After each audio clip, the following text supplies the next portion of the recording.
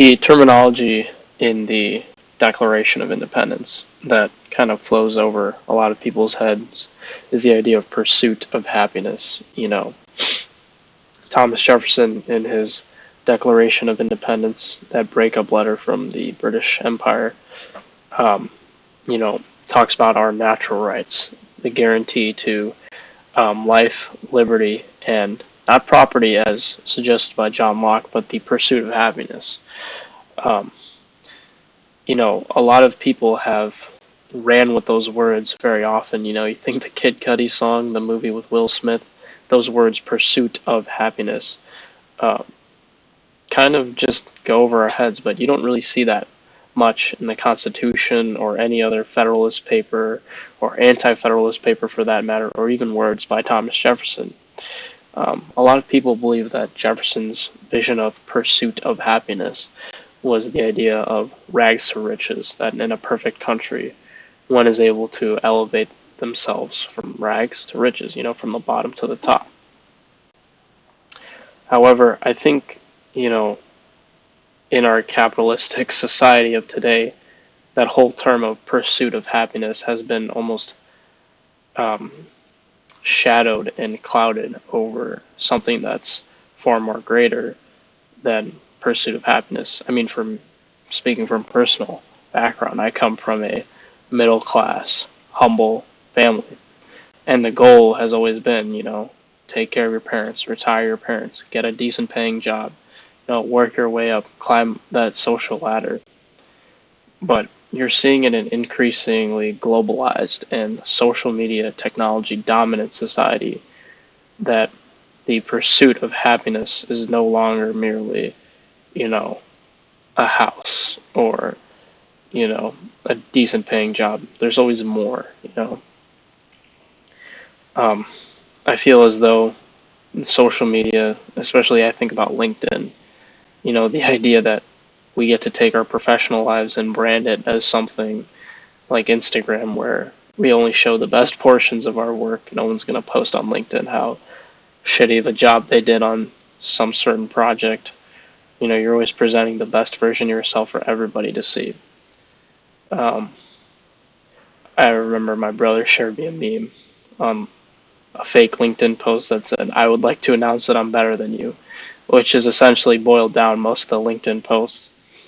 And, this kind of illuminates that idea of a rat race that, you know, you know, all these kids who go to college, including myself, are constantly worried about that allure of, you know, this kid has this internship, she has this job, this kid is making more money, look how much money he's got in his Roth, look at this guy starting a social media marketing agency or whatever the case is, which, in my opinion, you know, makes the idea of pursuit of happiness an illusion where, happiness is not defined nor used in any government body, government document, nothing like that. It's very vague. What is happiness? Obviously, that's a very, very loaded question. But in the eyes of the government, if I were a founding father, if I had to build a country from the ground up, I would define happiness as simply the idea that, one is satisfied with themselves, one is able to um, find fulfillment. And notice that Thomas Jefferson did not say, life, liberty, happiness. He said the pursuit of happiness. So a lot of people have deemed that, happiness is not guaranteed. And with that comes the capitalistic mindset that with losers, there are winners. You can't have a winner without a loser. But idealistically, I don't think that's possible. I think it is possible to have a system of all winners, people pursuing what they want to pursue. That is not to say I take a hardline socialist approach, because as soon as you can allow people to start voting themselves money, it doesn't really turn out as well as you'd hope. Um, but yeah, going off of that, I think the pursuit of happiness nowadays is not the pursuit of happiness of what it was back in the day. And that is something that I think has changed and changed significantly. And I think that is something that not a lot of people have taken aware of how different things have changed.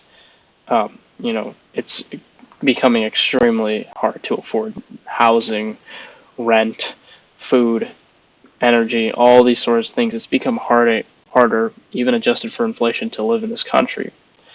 So when you talk about the pursuit of happiness, the idea of the American dream, which wasn't coined until the 1920s when you saw an explosive increase in immigration, that the pursuit of happiness is, to me, is no longer a basic right ensured by the Declaration of Independence or even the Constitution. Because fundamentally, what is the government doing to ensure that a hard day's work is rewarded with um, equal outcome? People say, well, there's a lot of income inequality, but I think the real word is outcome inequality. I feel like the CEO of McDonald's is putting in as much labor and intensivity into their job as, the cashier. Yet obviously there's an outcome discrepancy. Of course, the CEO is taking on risk and all these sort of things, but you kind of get where I'm saying that from an abstract image. So if I were to run for office, I would end off by saying, my goal is simply to guarantee those three things that, I think everybody can agree on: life, liberty, and pursuit of happiness. You know, and I'm going to enact every piece of legislation, enforce every law that will protect the ability to run for that American dream, because I think it's being shadowed and casted away as something that's um, possible, when in reality it's becoming less and less possible.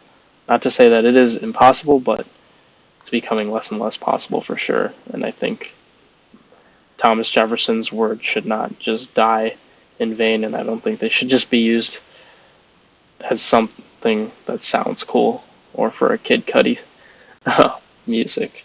Anyways, thank you for watching. I hope you enjoy your day. I'll see you tomorrow.